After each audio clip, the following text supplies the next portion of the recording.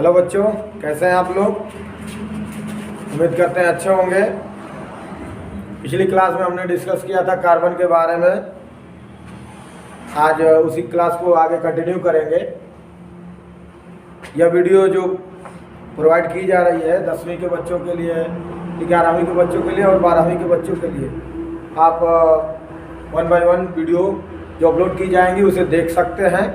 देख करके आप जो भी फीडबैक है कुछ भी उसे बताएं कि वीडियो कैसा लगा या क्या है। 1 बाय 1, ठीक है। तो हम स्टार्ट करते हैं। Carbon and its compound.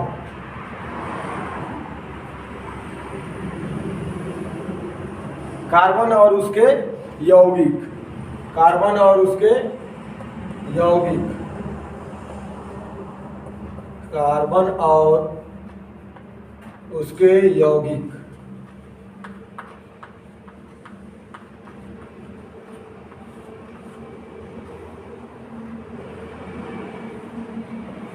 Carbon और उसके यौगिक हमने डिस्कस किया था। कार्बन शब्द की उत्पत्ति बताई गई थी लैटिन शब्द से, जो कार्बो मतलब उसका मीन्स क्या होता है, कोयला। ठीक है, उसके बारे में हमने उसकी परमाणु क्रमांक, उस परमाणु भार, सब सारी चीजें पढ़ी थी। आज उसी के बारे में पढ़ेंगे। कोवैलेंट बॉन्ड, सहसंयोजी बंध। कार्बन के सहसंयोजी बंध, कोवैलेंट बॉन्ड।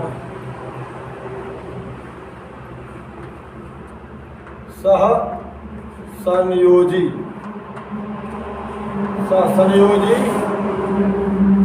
बंध। बहुत सी किताबों में दिया हुआ है सहसंयोजक बंध या सहसंयोजी बंध। ये होता क्या है, इस चीज को जानेंगे कि कार्बन सहसंयोजी बंध के लिए कि कार्बन किसी भी दूसरे समान परमाणुओं या असमान परमाणुओं के बीच में कोई एक बंध बनाता है, उसी बंध को क्या कहते हैं, सहसंयोजी बंध। इसकी परिभाषा अगर दी जाती है तो ये कहते हैं कि समान परमाणुओं के बीच या असमान परमाणुओं के बीच एक युग्मित इलेक्ट्रॉन, युग्मित मतलब जोड़ा, पेयर बनाते हैं। 2 इलेक्ट्रॉन मिलकर के एक बंध बनाते हैं जिसे एकल बंध कहते हैं।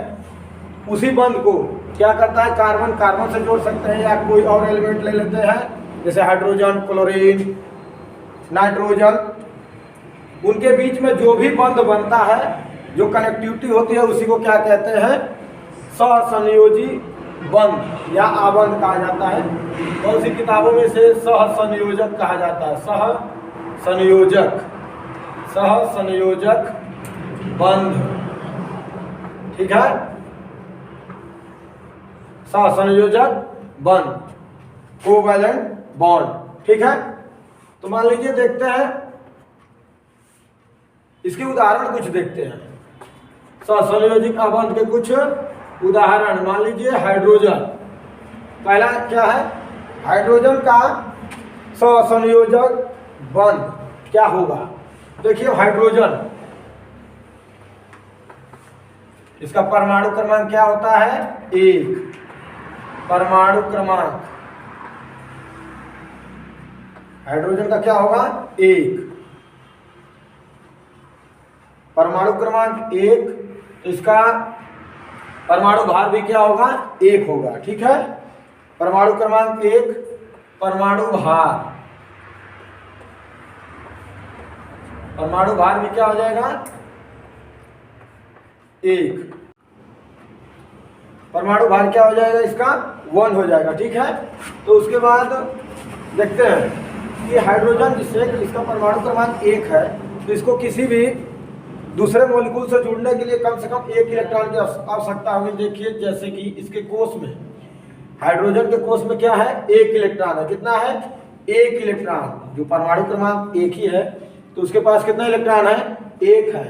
और हम जानते हैं जो K, L, M, N कोष होते हैं, पहले में 2, फिर 8, ऐसे करके आगे भरे जाते हैं जो भी। तो पहले कोष में ही 2 इलेक्ट्रॉन हमें चाहिए, तो 2 इलेक्ट्रॉन चाहिए, हमारे पास कितने हैं, 1 इलेक्ट्रॉन है, तो हमें 1 और इलेक्ट्रॉन चाहिए। इसलिए क्या करते हैं कि हाइड्रोजन H2 अणु का निर्माण, H2 अणु का निर्माण, इसी के अंतर्गत हम क्या पढ़ते हैं कि एक हाइड्रोजन लिए, इसके पास कितने इलेक्ट्रॉन, 1 और हाइड्रोजन लिए, उसके पास भी 1 इलेक्ट्रॉन।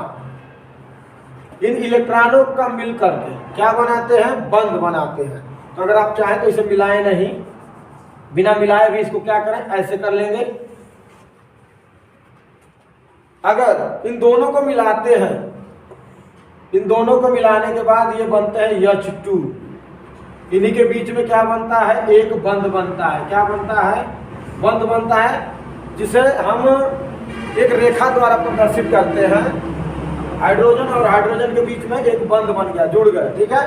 इसके पास कितने इलेक्ट्रॉन, 1, इसके पास कितने इलेक्ट्रॉन थे, 1। तो हमें ये ध्यान रखना होगा, एक जो बंध बना, ये क्या बना, बंध जो बना, ये कितने इलेक्ट्रॉन से मिलकर बना। तो हमें ध्यान रखना होगा, एक इस हाइड्रोजन का और एक इस हाइड्रोजन का, ठीक है।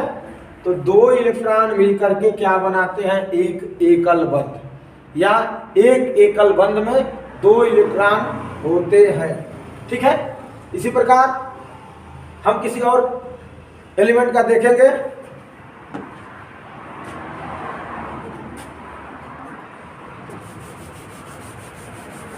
जैसे मान लीजिए आप देखें ऑक्सीजन का,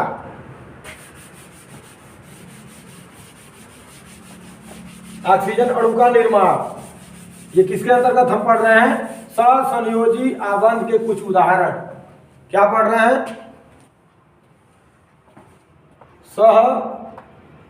सहसंयोजी आबंध के कुछ उदाहरण। पहला हमने बता दिया H2 वाला, H2 अणु का निर्माण,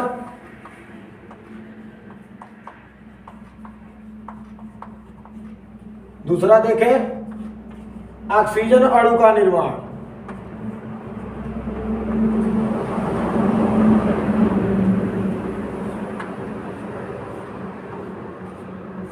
H2 अणु का निर्माण,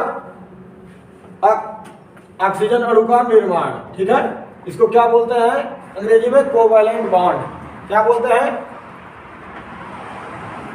एग्जांपल्स ऑफ कोवैलेंट बॉन्ड, ठीक है। अब ध्यान देना होगा हमें कि ऑक्सीजन अणु का निर्माण कैसे होता है। तो हमें सबसे पहले ये जानना होगा कि ऑक्सीजन जो है वो पावर सारणी में कितने नंबर पे आता है। तो हमें क्या लिखना होगा कि ऑक्सीजन, वो जो है इसको ऑक्सीजन कहते हैं, इसका परमाणु क्रमांक, ऑक्सीजन का परमाणु क्रमांक,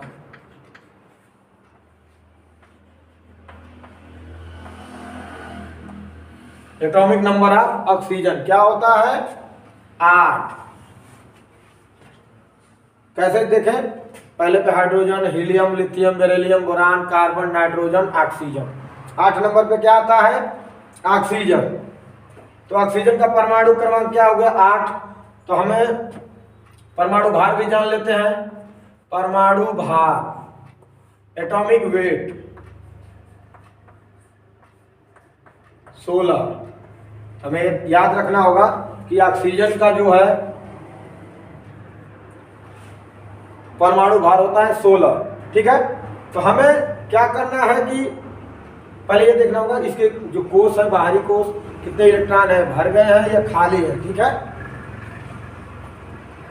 के यल यम जो भी है, तो पहले कोष में क्या भरते हैं, 2 इलेक्ट्रॉन। तो 2 इलेक्ट्रॉन हमने भर लिया, इसमें 8 भरते हैं, 2 8 10-18 जो भी होता है आगे करके, तो 2 के बाद 8 इलेक्ट्रॉन भरना होता है। तो हमारे पास टोटल कितने इलेक्ट्रॉन हैं? 8 हैं। तो पहले कोष में हमने 2 इलेक्ट्रॉन भर दिया, तो दूसरे कोष में कितने बचे?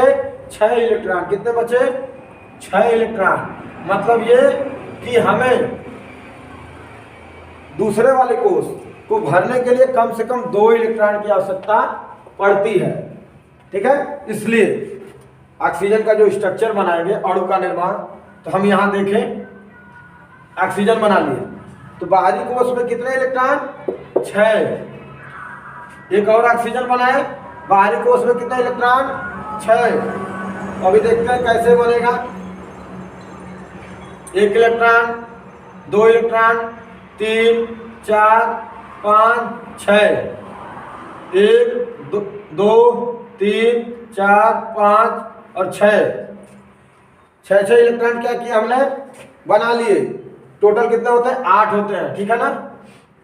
तो ऑक्सीजन और ऑक्सीजन के बीच में इस पे 2 इलेक्ट्रॉन बच रहे हैं, तो इसकी संयोजकता जानेंगे कि बैलेंसिंग होती क्या है। तो देखिए ऑक्सीजन की जो संयोजकता होती है वो 2 होती है। ठीक है, तो इसके पास 2 इलेक्ट्रॉन, इसको मान लीजिए डॉट से दर्शाते हैं, तो इसको क्रॉस कर लेते हैं। ठीक है, इसको क्रॉस कर लेंगे, नहीं इसको रहने देते हैं, इस वाले को, इसके इलेक्ट्रॉन को जितने दिए हुए हैं, बाहरी कोष में कितने इलेक्ट्रॉन है? 6। तो इसको फुलफिल करने के लिए कितने इलेक्ट्रॉन की आवश्यकता होगी? 2 इलेक्ट्रॉन की। कितने इलेक्ट्रॉन की? 2। इसलिए ऑक्सीजन और ऑक्सीजन कितने बॉन्ड बनाते हैं? डबल बॉन्ड बनाते हैं। ठीक है, तो इसका स्ट्रक्चर देखेंगे तो ऐसे बनाएंगे। ऑक्सीजन यहाँ पे क्रॉस करेंगे और इसके आबंध को क्या करेंगे? हम जोड़ लेंगे। इसी को कहते हैं क्या? ऑक्सीजन अणु। फॉर्मेशन ऑफ ऑक्सीजन वाला। ठीक है ना। तो ऑक्सीजन का परमाणु क्रमांक क्या है? 8 दिया है। इसके बाहरी कोष में कितने इलेक्ट्रॉन है? 6। जो अष्टक है, इसको जो कोष है, इसको पूरा करने के लिए कितने की आवश्यकता होती है? 8 इलेक्ट्रॉन की। तो 8 में से 6 घटाएंगे, कितना आएगा? 2। तो इसलिए ऑक्सीजन की संयोजकता क्या होती है? 2। तो इसमें 2 इलेक्ट्रॉन क्या रहते हैं? बचे रहते हैं। इसलिए इन दोनों इलेक्ट्रॉन को मिला करके एक बंध बना, फिर इन दोनों इलेक्ट्रॉन को मिला करके एक बंध बना। इसे क्या कहते हैं? द्विबंध कहते हैं। क्या कहते हैं? द्विबंध कहते हैं। आप एक बार इसको देख लें, स्क्रीनशॉट ले सकते हैं।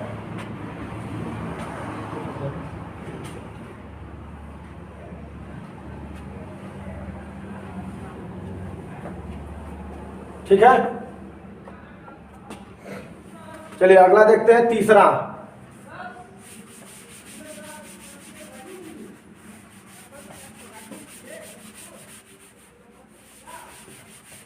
हम पढ़ रहे हैं कार्बन के से रिलेटेड, तो हमने आबंध पढ़ा था, तो उसी में एक और देखते हैं।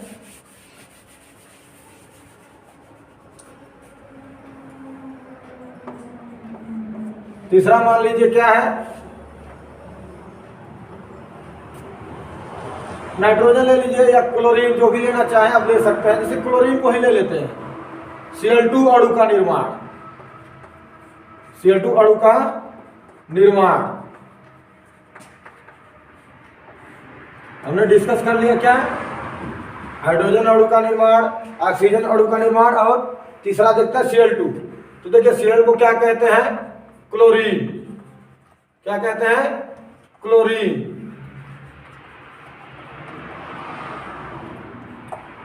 अब हमें जानना होगा कि क्लोरीन है, उसका परमाणु क्रमांक क्या होता है। तो इसका परमाणु क्रमांक है जो एटॉमिक नंबर हो जाता है 17। एटॉमिक नंबर क्या है? क्लोरीन का क्या हो जाता है? 17। तो इसका एटॉमिक वेट क्या होगा?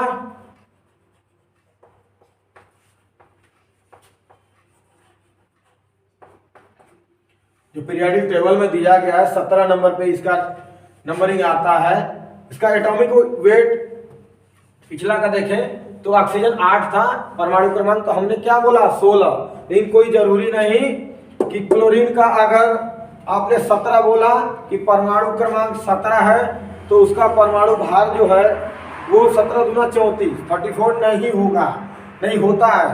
ठीक है, इसलिए इसका जो परमाणु भार जो है वो 35.5 ये आवर्त सारणी में दिया हुआ है, इतना होता है। ठीक है, तो क्लोरीन अणु का क्या निर्माण, तो इसलिए देखें इसका इलेक्ट्रॉनिक विन्यास देखते हैं। इलेक्ट्रॉनिक विन्यास, क्लोरीन का इलेक्ट्रॉनिक विन्यास,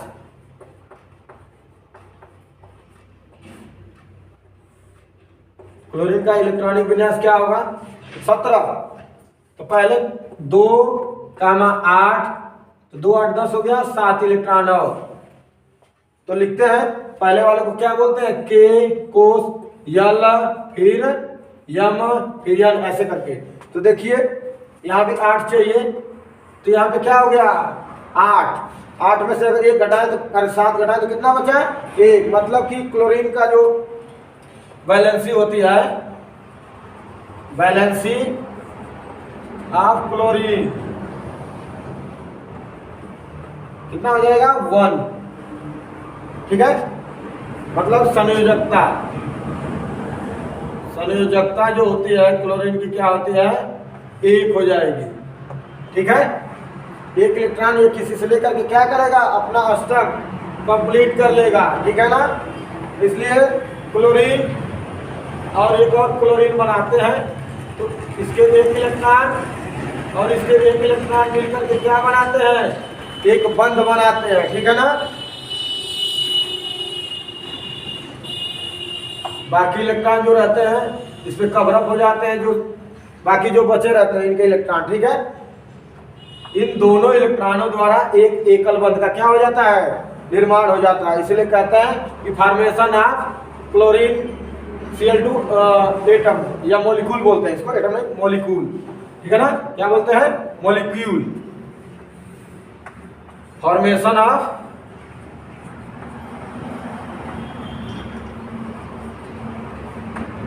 Cl2 मॉलिक्यूल। तो ऐसे देखेंगे क्या, क्लोरीन का इलेक्ट्रॉनिक विन्यास यहां से निकाल लेंगे। इसके बाहरी कोश में कितने 7 इलेक्ट्रॉन है, इसको कंप्लीट करने के लिए क्या है, कितने इलेक्ट्रॉन चाहिए 1, किसी से लेगा क्या करेगा, यहां से जुड़ करके क्या बना लेगा आबंध, तो ये स्ट्रक्चर बनेगा किसका Cl2 का। ठीक है, आगे देखते हैं कुछ और उदाहरण, आप इसकी शॉट ले सकते हैं।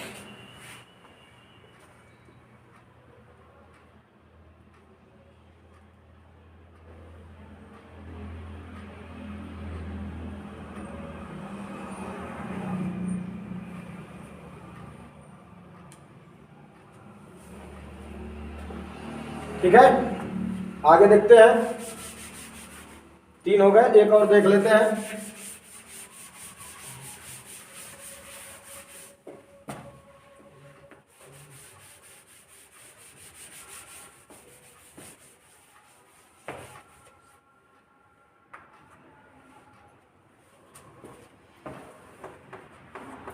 तीसरा हो गया, चौथे पे आते हैं। हाइड्रोजन का देख लिया, ऑक्सीजन, क्लोरीन, एक नाइट्रोजन का देख लीजिए, नाइट्रोजन का N2 अणु का निर्माण।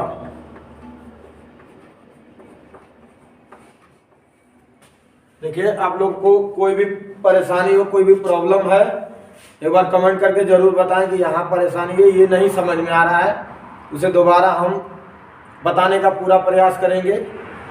ठीक है, तो नाइट्रोजन, तो हमें जानना होगा कि नाइट्रोजन का परमाणु क्रमांक क्या होता है। नाइट्रोजन, नाइट्रोजन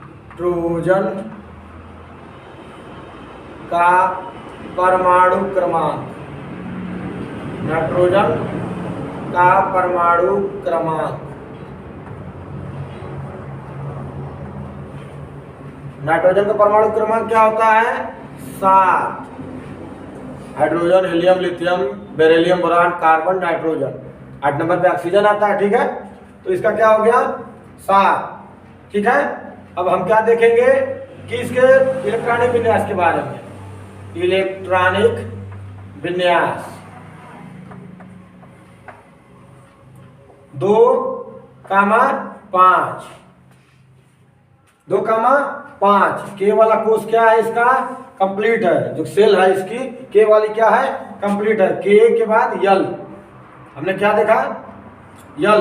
देखिए एक चीज है कि 5 इलेक्ट्रॉन, यल कोष में क्या इलेक्ट्रॉन? 5। तो 5 किसी को देने में दिक्कत होगी, 5 इलेक्ट्रॉन किसी से साझा करेगा तो प्रॉब्लम आएगी। एक काम करे कि किसी से 3 इलेक्ट्रॉन ले ले, मतलब यल कोष में कितने इलेक्ट्रॉन चाहिए? 8 इलेक्ट्रॉन। तो ये क्या करे, किसी से 3 इलेक्ट्रॉन ले ले, मांग ले, ग्रहण कर ले, ठीक है। किसी को दान नहीं कर सकता, किसी से ले ले करके क्या कर ले, अपना कोष या अष्टक क्या कर ले, कंप्लीट कर ले। तो इसलिए इसका स्ट्रक्चर देखेंगे N2 का, एक यन यहां बनाएंगे, एक यन यहां, ठीक है। इसके बाहरी कोष में कितने electron? 5। 1 electron, 2 electron, 3 electron, 1, 2, 3 electron, ठीक है। बाहरी कोष में कितने इलेक्ट्रॉन? 5, ठीक है। तो ये क्या करता है कि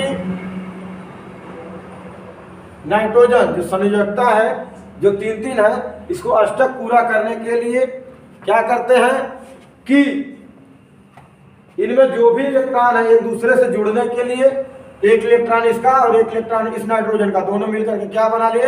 एक बंध बना लिए। फिर एक और 2 इलेक्ट्रॉन मिलकर के एक और बंध बना लिए। फिर 2 इलेक्ट्रॉन मिलकर के एक बंध बना लिए, ठीक है।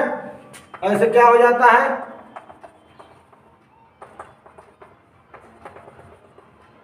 नाइट्रोजन का क्या है?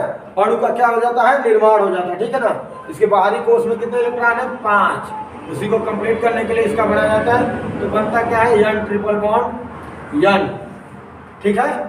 ये चीज ध्यान देनी है। तो सहसंयोजी आबंध के कुछ उदाहरण इस प्रकार हैं। फिर देखें एक बार कि इसका डिफिनेशन या परिभाषा क्या होती है कि किसी भी कार्बन, मतलब कार्बन से कार्बन अटैच हो या कार्बन से कोई और दूसरा एलिमेंट, जैसे हाइड्रोजन, नाइट्रोजन, ऑक्सीजन, क्लोरीन, ठीक है। तो इसका मतलब कि किसी भी समान अणुओं, मतलब परमाणुओं या असमान परमाणुओं के बीच जो इलेक्ट्रॉन साझा करते हैं, आपस में साझा कर करके एक आबंध या बंध बनाते हैं, उसे ही क्या कहते हैं? सहसंयोजी आबंध, ठीक है। आगे देखते हैं।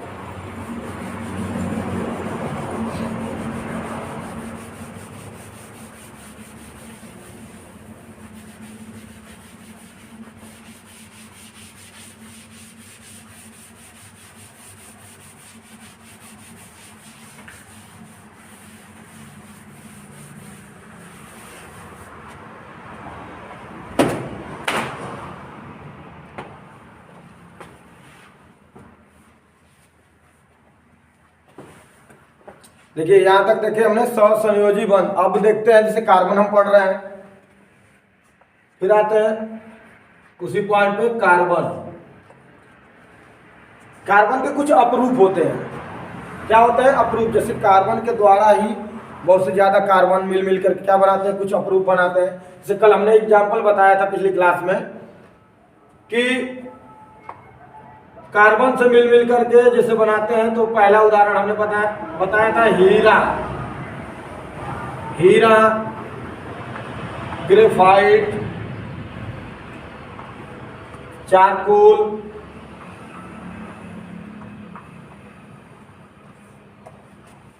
कोयला,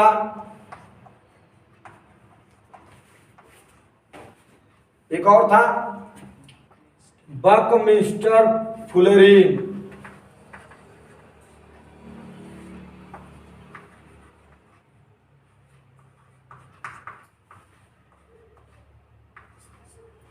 बकमिस्टर फ्लोरीन, इसका कार्बन 60, ये बहुत ज्यादा कार्बन से मिलकर बना होता है, ठीक है। इसके एलोट्रैप्स बोलते हैं, इसको अपरूप, कार्बन के अपरूप, ये सभी क्या कहलाते हैं? कार्बन के अपरूप,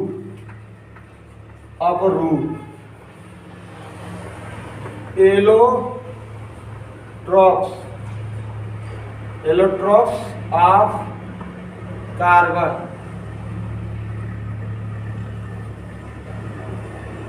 ये क्या कहलाते हैं? कार्बन के अपरूप। ठीक है, एलोट्रॉप्स ऑफ कार्बन। इसके उदाहरण है हीरा, ग्रेफाइट, चारकोल, कोयला, बकमिस्टर, फुलेरिन। ठीक है, कल हमने स्ट्रक्चर भी बनाया था कि बहुत ज़्यादा बॉन्डिंग बनाते हैं एक दूसरे में। क्या बनाते हैं? बॉन्डिंग बनाते हैं। ठीक है, ये हमारे ब्रह्मांड में है। ऑक्सीजन हमारे पूरे ब्रह्मांड में जहाँ हम हैं, ऑक्सीजन और हाइड्रोजन के बाद ही ये पाए जाते हैं जिनका नाम है कार्बन। ये हमारे धरातल पे 3 नंबर पे आता है। पहला ऑक्सीजन, दूसरा हाइड्रोजन, तीसरे नंबर पे किसकी उपस्थिति है? कार्बन की। वो भी समथिंग में 0.02 के अप्रॉक्स है। एग्जैक्ट यही डाटा है इसके समथिंग में कि ऑक्सीजन और हाइड्रोजन के बाद ही इसका डाटा लिया गया है। ठीक है ना, तो ये क्या कहलाते हैं? कार्बन के अपरूप। तो इसके अलग अलग डिफिनेशन होते हैं। ये कहाँ पाया जाता है? हीरा, तो हीरा कोयला की खदानों से निकाला जाता है। ग्रेफाइट जो पेंसिल के बीच में नीडल होता है उसमें चारकोल, कोयला जो लाखों वर्षों पहले जमीन के नीचे जब खुदाई की जाती है तो उसमें से मिलता है। फिर देखें कार्बन और किस में पाया जाता है? जैसे चमड़ा उद्योग हुआ, चमड़े के कपड़े हुए, या प्लास्टिक, थर्मोप्लास्टिक, पॉलीमर्स जितने होते हैं उसमें जितने गैसेज हैं, सीएनजी, एलपीजी गैस जो हमारे घरेलू ईंधनों के रूप में प्रयोग की जाती है उसमें पाया जाता है। ठीक है, तो यहाँ तक कार्बन का जो भी पोर्शन है कवर करते हैं। बाकी जो भी है उसको अगले वीडियो में देखा जाएगा। देखिए यहाँ तक अगर कोई आपको प्रॉब्लम है आप कमेंट करके ज़रूर बताएं कि आपको कहाँ दिक्कत है, क्या नहीं समझ में आया। अगर कुछ ऐसी बातें हैं तो आप कमेंट करके बताएं, आपको ज़रूर उसका सॉल्यूशन प्रोवाइड किया जाएगा। ठीक है, थैंक यू।